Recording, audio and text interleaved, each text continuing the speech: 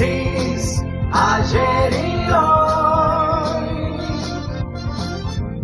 aprendiendo del pasado, de Francis, ayer y hoy.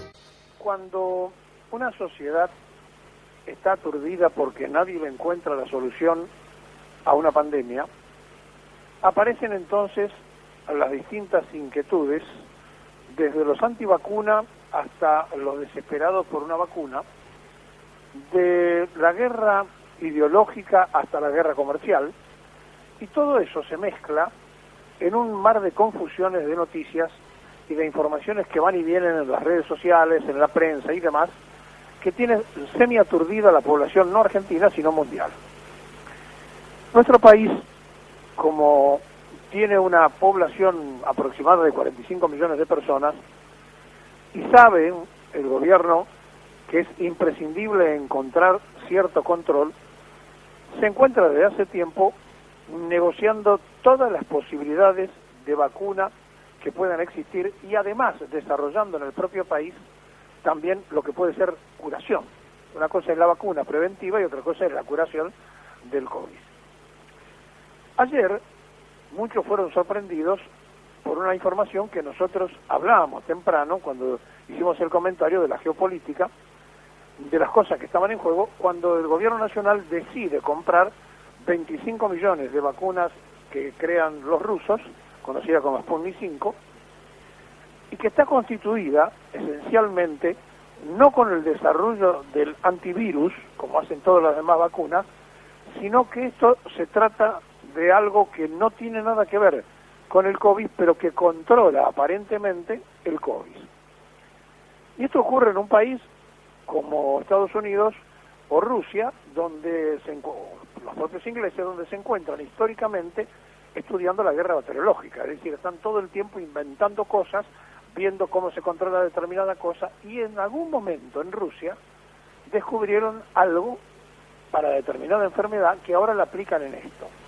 Esta vacuna considera, los que la aplicaron, los que la recibieron, ya se hizo alguna experiencia en Venezuela con 2.000 personas, que no tiene aparentemente consecuencias y que estaría dando un resultado bastante interesante en el freno del desarrollo del virus. Pero no está compuesta de un antivirus, es decir, no está compuesta con la cepa del virus para que desarrolle el anticuerpo. Consiste en un polvo que se diluye y que se aplica 2 veces. A los 21 días hay que darse una segunda aplicación.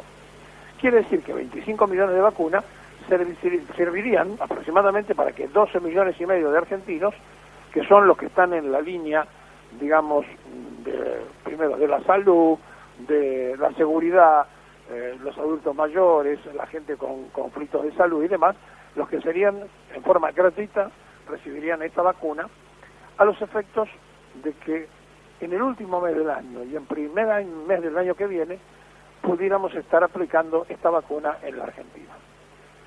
Acostumbrémonos a usar el tiempo potencial, podríamos estar haciéndolo. Mientras tanto y simultáneamente, Johnson & Johnson también está probando y buscando argentinos voluntarios para hacer otro desarrollo de otra vacuna, más allá de las otras 3 que están girando y dando forma. Ahora, ¿cuánto cuesta esta vacuna rusa? 200 millones de dólares, las 25 millones de vacunas. Más o menos, peso más, peso menos, cuestan todas parecidas. ¿Y cuál es el tema central de lo que estamos hablando? Tanto la inglesa como la rusa hay que aplicársela 2 veces. Es decir, tanto una como otra hasta este momento son 2 aplicaciones.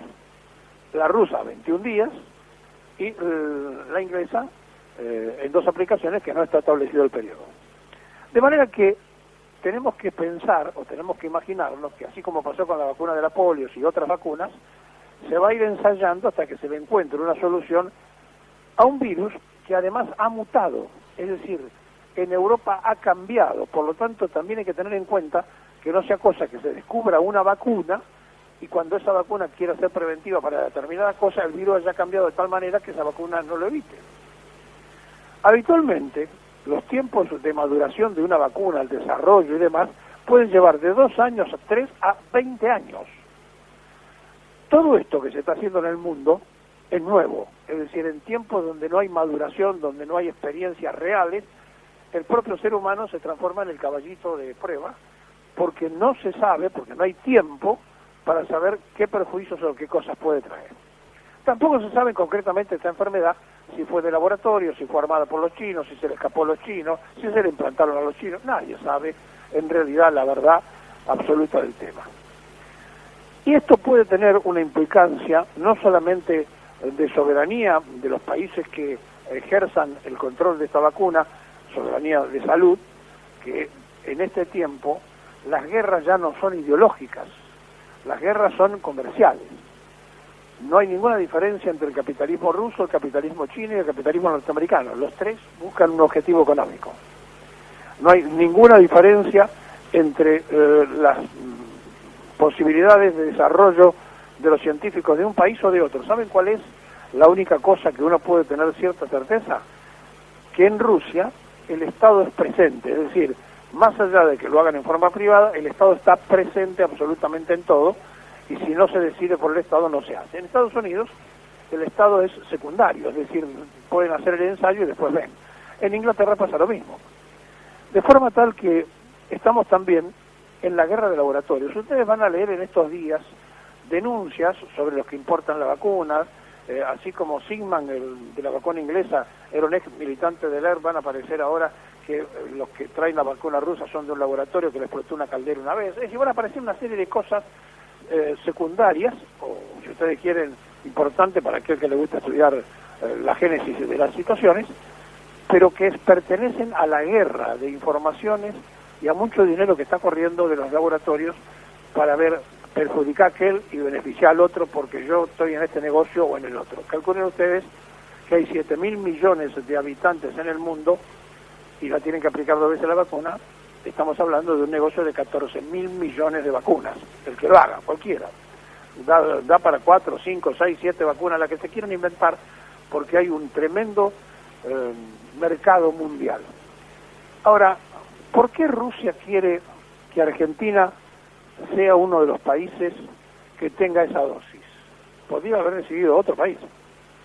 Porque los rusos, se lo decíamos ayer, se sintieron un poco marginados en las negociaciones geopolíticas y ahora ven una oportunidad de reingresar en contactos para hacer varias otras cosas, desde la oferta que tienen y el pedido que le han hecho a la Argentina para tener un puerto, pasando por material ferroviario y por todas las cosas que a ustedes se les puedan ocurrir, incluyendo, esto lo digo yo, reequipamiento militar. Esto es una absoluta opinión. Entonces, estamos ante una apertura de un nuevo tiempo y de una nueva forma. Ahora, imaginen ustedes que si esta vacuna de verdad sirve, porque hasta ahora no hay nada en contrario, y de verdad está hecha sin que sea la cepa del virus que contiene la vacuna, los rusos van a sacar cierta distancia ante aquellos que tienen ciertas dudas de que no se le inyecte el virus para buscar el contravirus. De forma tal que es toda una carrera psicológica, toda una carrera política, económica y de salud. En el mientras tanto, el presidente de la Nación Argentina, el gobierno del Frente de Todos, hace lo que tiene que hacer. Toma todas las posibilidades que están en el mundo para que usted se aplique en forma gratuita una vacuna si es que aparece. ¿Y saben por qué? Porque prevenir es mejor que curar. Y eso se lo enseñó Ramón Carrillo a todos los argentinos, aquel fenomenal ministro de Perón que hizo por la medicina lo que ningún otro ministro de salud. De manera tal que cuando pensamos que el gobierno anterior bajó el Ministerio de Salud a Secretaría, y entonces nos damos cuenta el concepto que tenían y la frase de Macri al comienzo de la pandemia, no se puede afectar la economía, que se mueran los que se tengan que morir, es evidente que hay una gran diferencia entre la propuesta materialista del capitalismo duro a una sociedad donde se busque la justicia social como reparo y parte de lo que le corresponde al ser humano. Estamos en esa batalla, o sea que no solamente ustedes van a escuchar y leer cosas a favor y en contra, sino que los queremos advertir que hay una verdadera guerra de intereses de laboratorios que ya ingresó en la propia prensa.